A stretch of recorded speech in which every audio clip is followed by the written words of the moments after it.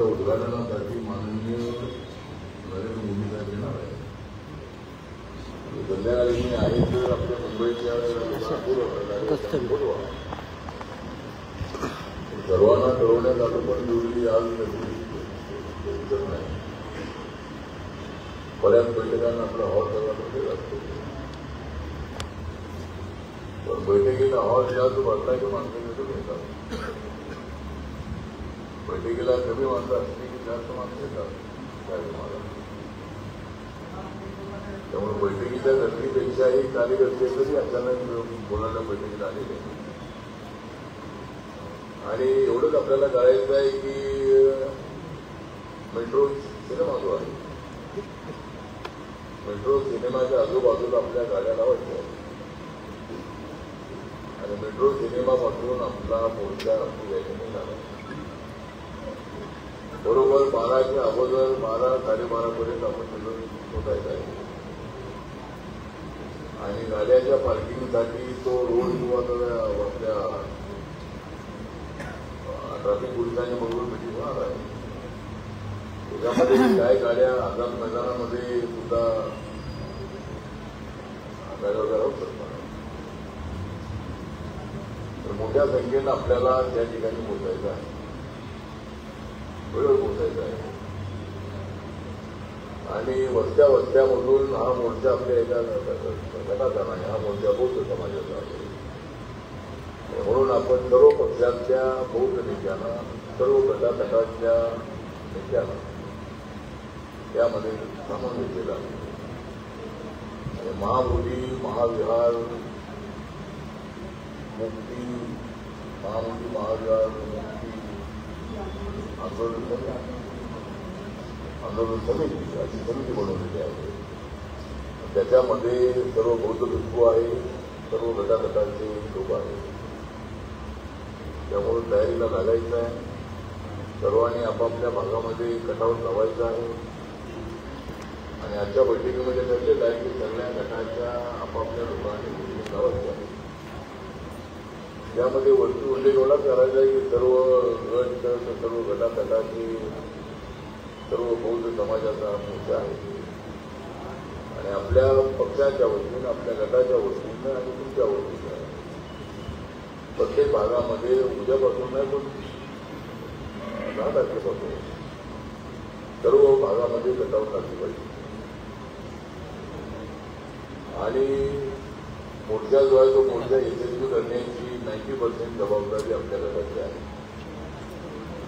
10% लोक इतर पक्षाचे, पण 90% कार्यकर्त्यांना लोकांना आपण आणायचं आहे. त्यानंतर ज्या ज्या ठिकाणी वस्त्या एकदम रेल्वे स्टेशन जवळ आहे त्यांनी बस नाही केल्या तरी चालतील, पण लोक आता रेल्वेने येतात का माहित नाही. पूर्वीच्या काळामध्ये बसेसवर नसायच्या, नंतरच्या काळामध्ये सगळे लोक रेल्वेने यायचे. चालत 2 किलोमीटर 4 किलोमीटर रेल्वे स्टेशन जायचे. पण आता सवय मोडलेली आहे. पण जिथं जिथं शक्य असेल तिथं बसेस केल्या पाहिजे. आणि ज्या ठिकाणी रेल्वे स्टेशन जवळ असेल तिथं रेल्वे स्टेशनला डायरेक्ट उतरायचं आहे. फक्त विसंख्य लोकांसाठी एवढी अडचण नाही, ती पण फार मोठी अडचण नाही. आपण सगळे स्टेशनला उतरू. आझाद मैदान काय फार आराम नाही आहे. रेल्वे स्टेशन या बाजूला जवळ आहे, परंतु प्रत्येक स्टेशन भाग दूर नाही. त्यामुळं ज्या ज्या वस्त्यांमधल्या लोकांना सगळ्या संख्येने यायचं असेल त्यांनी ट्रेन सुद्धा यायला हरकत नाही. आणि झेंडे जे आहेत ते झेंडे दिवे आणि पण चिरेचे झेंडे आणायचे आहेत. आणि मोर्चा यशस्वी करण्यासाठी आजची बैठक ठेवलेली आहे. आपण सर्वजण या बैठकीला आपण आलेले आहात. आपण कामाला लागा असं आवाहन करण्यासाठी आपण सगळे कामाला आलेलो. त्यामुळं 14 तारखेचा मोठे यशस्वी झाला पाहिजे. त्यानंतर 3 नोव्हेंबरला 3 ऑक्टोबरला जो आपला वर्धापन दिन महाडमध्ये होता, तो वर्धापन दिनाचा कार्यक्रम जो आहे तो कार्यक्रम आपण ठेवलेला आहे महाडमध्ये 3 नोव्हेंबरला. त्या कार्यक्रमासाठी नंतर आपण यायचं आहे, पण आता 14 ऑक्टोबरचा कार्यक्रम महत्वाचा आहे, त्याला आपण यायचं आहे. त्यानंतर 3 तारखेला यायचं आहे. नंतर जानेवारीमध्ये मुंबई महानगरपालिकेची निवडणूक येणार आहे. तर प्रत्येक जिल्ह्यामध्ये आपण अंबाजोगाईची यादी आहे, कोण उमेदवार आहे, कोणता वॉर्ड आहे, पण अजून मला वाटतं रिझर्वेशन पडले नाही आहे. त्यामुळं रिझर्वेशन पडेल, पण अजून कोण लोक आहेत, कोणता वार्ड घेतल्यानंतर वार्ड रचना आहे ती पूर्वीच्या अशीच राहणार आहे. फक्त पुरुष, महिला, एससी, ओबीसी हा जो निर्णय आहे, हा निर्णय हा काही दिवसानंतर लवकर होईल. अनेक ठिकाणी आज मला आपले लोणावळ्याचं जे रिझर्वेशन आहे नगरपालिकेचं एससी साठी अध्यक्ष पदाचं रिझर्वेशन त्या ठिकाणी पटेल आहे. त्या ठिकाणी पारणे खासदार मला भेटलो की सांगत होते की थोडेफार ब्लॉकमध्ये तुमचा गावाचा कार्यकर्ता आहे.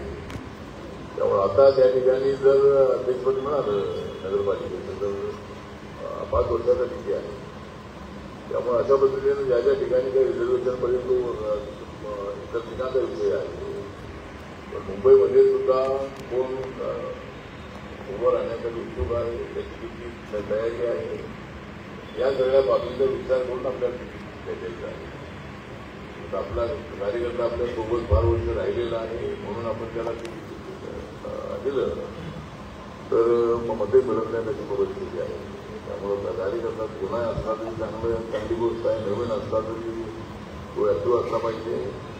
आणि ते नंतर आपण त्याची चर्चा करूच आपण, पण आपण सगळे आलेले आहात म्हणून आपल्याला सांगितलं.